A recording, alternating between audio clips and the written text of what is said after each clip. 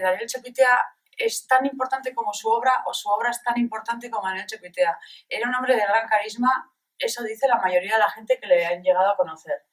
Entonces, al lado de esa foto que encontráis abajo, hay un caballete, que es la primera vez que se ha mostrado en estas últimas exposiciones y que para mí era importante poner porque es como el continuo pintar que él ya no puede hacer, o bien ese cuadro en vacío que queda por pintar ya que él no está para completarlo. Y el documental que decía se incluye en el catálogo es, digamos, una breve representación fugaz de 30 años de trayectoria en 30 minutos de programa visual o de autobiografía, ¿no? Que es el documental. Y ya viniendo para arriba, subes y te encuentras con el cuadro que os digo, que se llama El vacío. Entonces, este cuadro, asimismo, he querido darle un ritmo sinuoso con este caballete, con ese cuadro sin completar, con este lienzo en blanco y el título El vacío, nada más te lo encuentras de frente, ¿no? Que obviamente es un lugar suspendido porque en esta época él crea, yo creo que se conjuga muy bien con el título de geometrías porque en realidad son sillas alineadas, pero crea espacios suspendidos en los cuales parece que ha habido un devenir de gente, hay un resto de un bullicio con una persona que se está yendo, hay movimiento, hay una fuerza inerte que abandona el campo de fuga del cuadro y hay un resto de papel que se explica cómo ha podido haber seguramente un acto. Y bueno, tiene una especie de encuadre muy particular con un campo de fuga, como digo, a nivel perspectiva, y me parecía que era el cuadro idóneo para representar un poquito ese vacío, ¿no? Ese suceder cuando las cosas no se ven que pasan, pero han pasado, ¿no? Ya con 18 años empieza ya a pintar más serio y a ganar certámenes. Por ejemplo, uno de los cuadros de sus inicios está justamente expuesto detrás vuestro y viene a ser a la izquierda. Es este cuadro naranja con reminiscencias un tanto clianas, ¿no? De Paul Klee. Y fijaros que eso lo dibuja y bueno, acaba pintándolo con 18 años. Entonces, bueno, básicamente, antes de continuar ya con su etapa adulta desde los 18, en esta exposición he querido enfocarla, como el título indica, son geometrías y ficciones. Entonces, ya que él comienza un poco pintando geometrías, como es el caso de este cuadro que se expone aquí ahora, quería hacer una especie de, sin ningún tipo de pretensión alegórica, porque realmente es muy difícil, ¿no? Un ensayo de vida en una única muestra, pero quería hacer una especie de agrupación en el tiempo de sus inicios y su época última, que es estos cuadros de aquí que vemos justamente.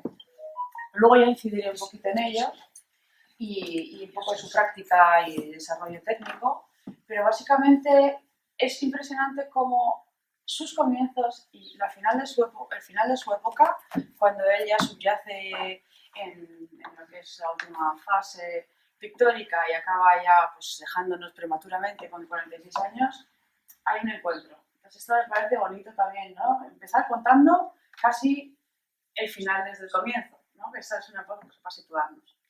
Luego mi padre era una persona absolutamente dinámica, tenía muchísimas inquietudes, no solo por pintar, sino era una persona que jovencísima tenía como mucha fuerza, estaba metido en muchos grupos, intentaba siempre crear cosas nuevas, era muy informalista, pero no desde la rebeldía, sino desde la curiosidad.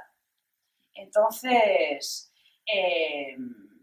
ya, como os digo, empieza a ganar certámenes, empieza a aventurarse con algunas series ya más importantes dentro de su cronología pictórica, hasta que básicamente hace un cuerpo de trabajo basado en el ritual popular vasco que le lleva a pintar una serie que es, digamos, el pico de su vida como artista plástico, con la figuración fantástica, que vienen a ser unos cuadros de finales del año 70 y algo, porque muchas veces, a no ser que tenga una firma en cuadro, no es tan fácil, digamos, situarlo concretamente. Entonces se habla de 77, se habla de 78, hasta bien entrado el año 85, que pinta ese tipo de agrupaciones. Ya para entonces él conoce a mi madre y de Eibar pasa a vivir a Zarauz. En un estudio que coge con Arguiñano, nada más llega. Esto surge justamente cuando está gestando esa trama pictórica, por esos años de finales de los 70, y se aventura a diferentes corrientes en su práctica artística. También combinado con la literaria, como poeta, como articulista, como persona dinamizadora en general.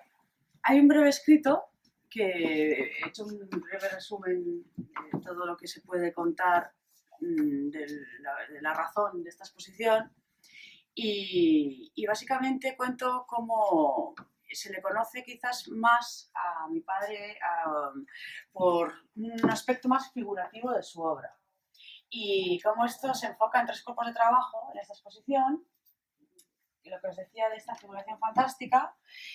Luego está el cuerpo de trabajo geométrico, la parte, digamos, contrastada con los orígenes también constructivistas, también geométricos, y luego la parte, digamos, más englobada a la síntesis manual de dibujo en plumilla y también muestra unas cuantas serigrafías. Para entrar en detalle, con cuadros, que a mí me parece que las anécdotas a veces solo se encuentran en estos momentos, cuando alguien te lo dice o lo narra, ¿no? Porque vas a una exposición, te crea una sensación, te gusta, no te gusta, conoces más o menos de la trayectoria del artista o te interesas más o menos luego por el conjunto de la obra o por separado, pero cuanto más sabes, pues más sorpresas te llevas respecto a los cuadros, ¿no? Este cuadro, por ejemplo, porque se llama Espacio con gato indolente. Mi madre tenía una pariente que se fue de vacaciones y nos dejó un gato de Angora, que se llamaba Nerón. Nerón tenía un carácter bastante faraónico, vamos a dejarlo así. Y a mí me odiaba al ser pequeña, muchísimo, porque me arañaba, además me iba a los ojos. Y mi padre estaba muy enfadado porque dice, este gato no está bien, o sea, era muy difícil. Entonces yo creo que mi padre asustaba al gato pues para que no me atacara a mí. Entonces lo representó en este cuadro con casi cara de humano. Pero claro, está escondido porque yo creo que le está desafiando un poquito, ¿no? Tiene esta cosa de la figura. Estos aspectos de puertas que no tienen ningún tipo de espacio de tránsito real, porque están con unos espacios absolutamente oblicuos. Hay espacios que se delimitan, otros que son invisibles, pero también demarcan la línea que completa el espacio. En esta, por ejemplo, podemos ver que sí la tiene, ¿no? Se delimita el espacio perfectamente. Es una habitación airosa. Es como una especie de amalgama en el aire, ¿no? De espacio oblicuo. Asimismo, ahí no se denota, pero existe. Y entonces son una serie de cuadros con figuras abolandas donde desafía la ley de la gravedad y juega un poco con ese empirismo onírico, donde las figuras flotan y las materias toman vida y estamos en una especie de sueño, no inerte, sino vivo, ¿no? Un sueño vivo en el cual la energía juega una personalidad tan importante como la materia orgánica misma, ¿no? Seguido de esa línea de cuadros está Momento para decisiones. Este es un cuadro que a mí particularmente me gusta muchísimo porque fue el año que nací. Y yo creo que este cuadro es a nivel metafórico o una representación bastante, no sé, digamos, no sé, metafórica diría yo, de mi padre y mi madre viendo el vacío que vendrá, ¿no? Y luego la bombilla, que es una especie de luz encendida, una idea. Y entonces yo creo que hay una especie de guiño a algo que se espera con mucha fuerza desde el vacío. Y yo creo que alegóricamente se representa mi nacimiento o mi momento de llegar o por llegar. Este, por ejemplo, también el fuego con el espectador, son cuadros que repiten a veces muchísimos elementos por causas como ritualísticas, digamos. No sé si podéis observar que se repite la bombilla. Hay dos elementos, uno está encendido, la otra está apagada, casi rota. Siempre en todos hay muchísimo movimiento, sobre todo en los ropajes.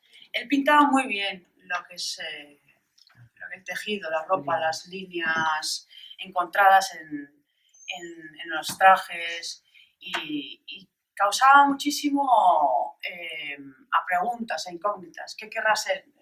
Yo creo que se quería sorprender a sí mismo cuando pintaba, me podría aventurar a decir. Son sucesos como del sueño, lo que hablaba, que son situaciones que ocurren, no ocurren y siempre son figuras inertes sobre un fondo absolutamente monócromo y plano, pero se ve movimiento. Ha causado cierto efecto el hacer unos pliegues, de cierto modo, en los telares en contra de un color tan difícil que es el negro realmente y crea movimiento. Entonces, en ese sentido, denota bastante dominio en la técnica como para poder llegar a este tipo de situaciones de movimiento, ¿verdad? Entonces, esta pared está un poco destinada a uno de esos tres bloques de la exposición, de la figuración fantástica. No he respetado precisamente el orden cronológico, pero más o menos sí puedes ver un carácter así en el tiempo de agrupación. Este es uno que no se había mostrado y es inédito, que es El amanecer. Forma parte un poquito de los finales de esta época de la figuración fantástica y bueno, utiliza una técnica distinta que es sobre un lienzo con mucho más grano y él perfora la superficie del lienzo con una técnica de rasgadura, ¿no? Y es una especie de técnica de dibujo sobre lo que es el grano de óleo acuado, ¿no? Porque tiene una cuota de acuosidad de acuarela. Y entonces básicamente son una parejita de niños en los cuales están pues dando la bienvenida al día. Entonces me ha gustado ponerlos juntos aproximadamente, pues un poquito por esto de la bienvenida de la luz o del amanecer, por eso las tres bombillas y la luz ahí, ¿no? Son cositas que a mí personalmente me gusta hilar, igual tú si llegas y lo ves pues no lo alcanzas de entender, ¿no? Al lado, también puesta a posta por esa tonalidad de la madera en sí, que es naranja, nos encontramos con una escultura que hizo en la ultimísima época de su vida, en el año 96, creo recordar, que se titula La pinza. Esto ya se ubica más en el arte concreto. El título, como dice, es absolutamente directo. Es una pinza al uso, como un utensilio cotidiano, pero deconstruido.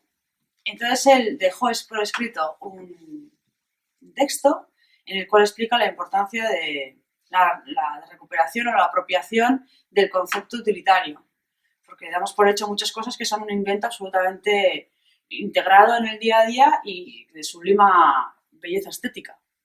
Entonces, en este caso, la escultura la encuentra, la pone cara con cara, separándola como si fuera una especie de aspecto totémico. Digamos, esos mitos, ¿no? Que el hombre tanto ha anhelado a lo largo de los tiempos y que siempre hemos tenido una iconografía absolutamente de dolmen o de ritualística, sí, digamos totémica. Y entonces aquí hay un paso de darle importancia al objeto eje, fundamental. Como reminiscencia se puede hacer un paralelismo quizás al arte de Duchamp, o incluso warholiano, que es, no sé si recordáis este retrato que hizo en escultura Duchamp, que es un retrato diario y luego lo firma con un seudónimo y de repente adquiere un valor en el mundo del arte absolutamente importante. Bueno, pues esto es un poco el arte de la demanda. Es decir, no tenemos que buscar arte tan lejos siempre, lo tenemos delante. Hay inventos impresionantes que el hombre humano es capaz de hacer, ¿no? Con su psique. Entonces, un poquito esta escultura. otra vez metiéndonos en la gama cromática y encontrándonos con estos juegos de líneas que he querido poner tanto de las obras más anteriores a las escultóricas. Este ya se adentra en la línea que pertenece a los colosos y a los titanes. Entonces, totémico, titán. Es un cuadro, no ha sido mostrado demasiadas veces, por eso me gusta a mí en las exposiciones traer cosas que puedan sorprender o sorprenderme a mí misma, porque si no cabes un poco en la misma narrativa. Es como leer un libro 4 veces. Muy bueno el libro, siempre lo lees con gusto, pero si te añaden un capítulo en una segunda edición, seguramente te lo vuelves a comprar, ¿no? Es un poco este discurso que a mí me gusta llevar a cabo. Entonces, la serie Colosos y Titanes comienza en el año 92. Aquí hay un par de sketches que a mí me parecen preciosos. Me ha gustado contrastar lo que es él directamente al alza, cómo hace un dibujito y luego cómo lo colorea. Entonces el dibujo inacabado casi tiene igual o más belleza que lo que es el sketch acabado en sí. Entonces, si esto es el boceto inicial, esto viene a ser, digamos, un sketch mucho más razonado, con unos colores ya decididos y ya listos para presentar. Esto ya es el desarrollo pictórico a una escala ya mayor. Entonces, Colosos y Titanes son una serie de cuadros que a lo largo de estos 4 o 5 años él ejecuta, basados en una teoría del plano activo binario en la pintura, donde él explica teóricamente toda la razón de su pintura. No son figuras que se componen de, digamos, de líneas y colores, sino que hay una especie de juego, digamos, bastante complicado de entender en el tiempo-espacio. Colosos, más bien se refieren a estos cuadros que tienen figura. Algunos tienen, nunca deja del todo la figuración en ningún momento de su trayectoria, pero si veis en esto siempre le pone una especie de rostro, ¿no? Aquí podéis ver la boca casi sonriente, esa media comisura, o bien el ojo, para pasar a esos ejercicios de luz, de cuadrados, para entrar ya a las tonalidades del blanco y negro. Me parecía coherente el hecho de hacer un gradial, ¿no?, en la sala. Y esa es la razón por la cual Puerto de Motrico, que también tiene esos campos de fuga, también tiene esos cuadrados que te componen más, no sé, cúbicamente, ¿no?, lo que es la sección del espacio. Esta escultura es la escultura póstuma, es el último proyecto que él hace. Actualmente se halla ubicada desde el año 2014 en Zarauz, en la carretera general, en una rotonda, que es un sitio muy idóneo para colocar a gran escala la escultura, porque, si os fijáis, y sería bonito si tenéis oportunidad y os apetece, dar una vuelta alrededor de la escultura, porque es una escultura absolutamente cinética. Asimismo, también habla del mito, porque el cíclope vigilante es un personaje mitológico, y por eso me gusta también ese enlace totémico que tiene con esto que se hablaba del tótem, del objeto de uso cotidiano que es la pinza. Entonces, esta escultura, en cambio, es lo más sintetizado que ha podido hacer. Habla bastante con estos cuadros que tiene enfrente, que os decía que cada vez resume más la paleta, pero tiene más juego mental. Y entonces el cíclope es un personaje mitológico, digamos como una especie de Tartalo, ¿no?, del País Vasco o algo así, que es un personaje de un único ojo, vigilante porque nos está advirtiendo de las peligrosidades que vienen del mar. Entonces está pensado para que sea un único trazo, como una especie de figura con cierta caballerosidad o señorosidad, no me sale la palabra, que viene a ser como una especie de rodilla, ¿no?, puesta así como suele estar con el arma o apoyándose en su propia rodilla o lo que fuere, para otearnos en el horizonte de los peligros venideros. Asimismo, tiene muchísima angulación. La angulación tiene muchísimos juegos en el espacio y sobre todo se ve cuando la rodeas. Este ojo que os digo vigilante, que es la finalidad de la figura, aparte de la sinuosidad de la propia forma, se encuentra en un punto del recorrido. Vas teniendo tus diferentes aspectos y hay un momento en que te encuentras ¡pum!, con el ojo. Y aquí lo tenemos, justamente. Entonces, en este sentido, yo cuando la puse en Zarauz, cuando el ayuntamiento me pidió ponerla, me pareció interesante que estuviera en esa rotonda justamente para este recorrido, que lo puedes hacer incluso en coche o caminando. Asimismo, tanto el negro delimita el espacio exterior, a mí me parece que la escultura siempre es muy importante el contenido de la escultura, el interior de la escultura, como decía Teiza. Lo importante no es la lata de sardinas, sino el contenido, la sardina en sí.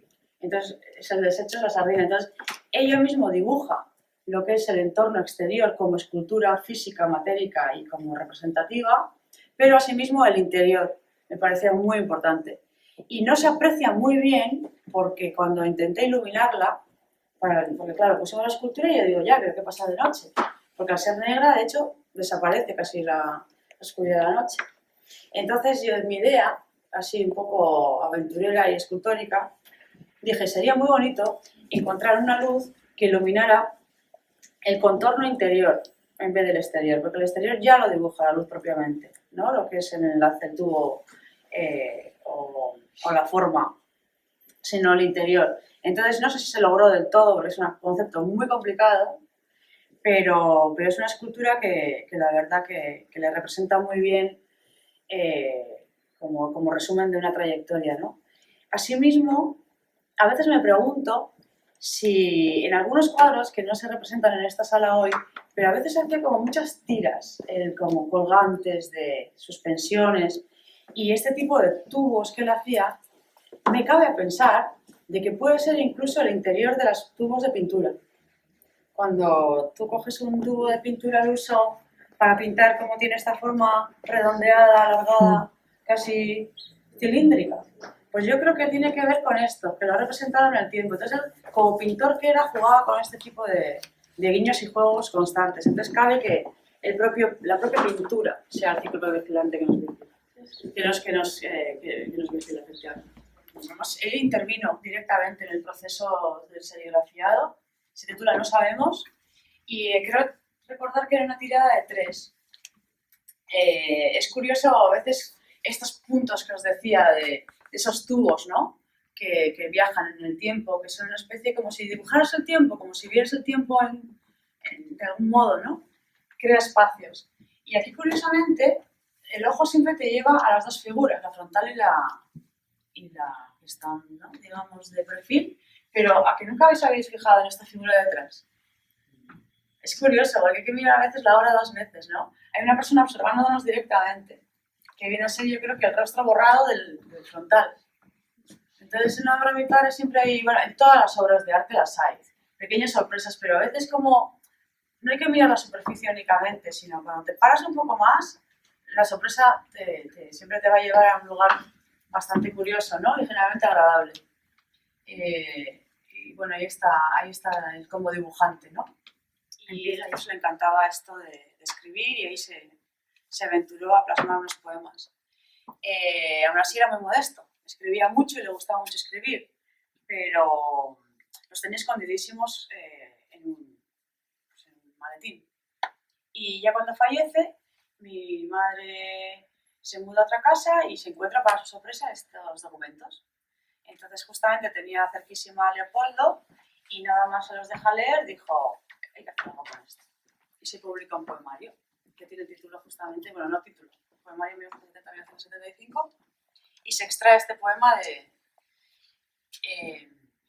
del libro. Nos presenta ese aspecto de incógnita que quizás derive en la mayoría de los cuadros, sobre todo en algunos que son más intrigantes, ¿no? Como son los de la figuración, o algunos que se entienden menos. ¿Qué sabemos, no?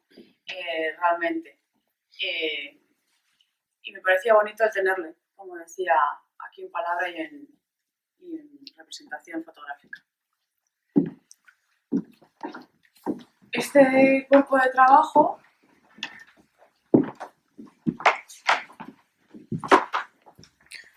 ya completa su primera fase como dibujante, que os decía. Estos son del 76, a veces compaginaba el dibujo con la pintura y a él le apasionaba dibujar, sobre todo. Era muy pintor, le encantaba lo que es la materia pictórica y todo lo que es el óleo y el olor a óleo y impregnarse y mancharse, efectivamente. Pero yo creo que su gran pasión en realidad era el dibujo. Y en estas dos últimas exposiciones, la primera recién se clausuró y era absolutamente diferente exposición porque era figurativa. Así como esta es, aparte de unas cuantas figuraciones, es más geométrica, no por ello menos interesante, quizás sí más difícil de entender para el público. La otra era como más directa, apelaba a la figuración femenina encima, y una temática que enseguida llega, lo ves y lo reconoces. Pero esta yo creo que tiene más ejercicio que hacer, pero más, digamos, trastero, más bagaje intelectual. Así como estos dibujos, que también tienen una especie de paralelismo en un sentido, porque si os fijáis, aquí hay dos cuerpos en este bloque. El primero son las manos, que he querido poner de este modo porque se va deconstruyendo. Son manos que primero agarra, segundo suelta, tercero ejemplariza este mismo ejercicio de mano para luego irse deconstruyendo hacia una forma casi rocosa o magnánime, una especie de antropomorfismo, ¿no? Que son como unas masas irreconocibles, pero parten desde una figuración hasta que desaparece en algún otro elemento que no es el propiamente dibujado en el inicio. Y en esta parte de aquí nunca deja la figuración, pero tampoco deja la geometría, porque tiene telares. Si os fijáis de cerca luego cuando paséis por aquí, efectivamente son unas masas identificables en sí mismas como propias figuras reconocibles, pero no dejan de ser formas, no dejan de ser objetos, digamos, orgánicos. Y están todos vestidos o tienen un vestigio de ropaje en un marco de ventana y no se sabe si de él salen o de él entran. Y como nos repetimos en otros secuenciales que son telares que se atan a sí mismos, que parece que están a punto de estallar, que están a punto de gestarse a sí mismo en continua forma o algo así. Entonces, en apariencia, estos dibujos igual resultan duros, pero realmente tienen unas formas bastante sinuosas, ¿no? Es como, sí, sobre todo este tema de los telares. Para acabar un poco con el efecto inverso. Yo quiero hacer aquí el efecto inverso. De la mano va a la no forma y de aquí lo contrario. De la no forma pasa al aspecto más figurativo. Para encontrarnos con los rostros. Y por eso he querido también colgarlo así. Este se salía un poco de tamaño y la razón por la cual lo he puesto aquí es porque no sé qué veis aquí en este concretamente, pero yo veo un corazón. Entonces me parecía muy bonito el poner el vacío y el corazón. Me parecía que era como una especie de guiño. Entonces viene a ser la misma secuencia, pero si de la cara saltamos al corazón, luego pasamos a estas serigrafías, que en este caso no son todas de la tirada propiamente, hay algunas pruebas de autor, y prueba de autor, no sé si sabéis que es más o menos, antiguamente cuando hacías una prueba, se creía que no era tan buena como cuando empiezas a hacer una serie. El número 1 supuestamente es el más importante y luego en este caso, imagínate que 40 o hubiera 200 o los que fuere, pues ya se supone que todos son igual de válidos porque son una tirada, todos son iguales, pero como el primero o el segundo es como el más especial a veces parece. Y lo que son las pruebas de estudio, las que tenían el accidente, se creían que no eran tan buenas o tan permisivas como para incorporarlas dentro de la tirada. hoy en día se ha invertido un poquito esa categoría y las pruebas de autor están pues reconocidas como especiales, quizás incluso más que la tirada en sí.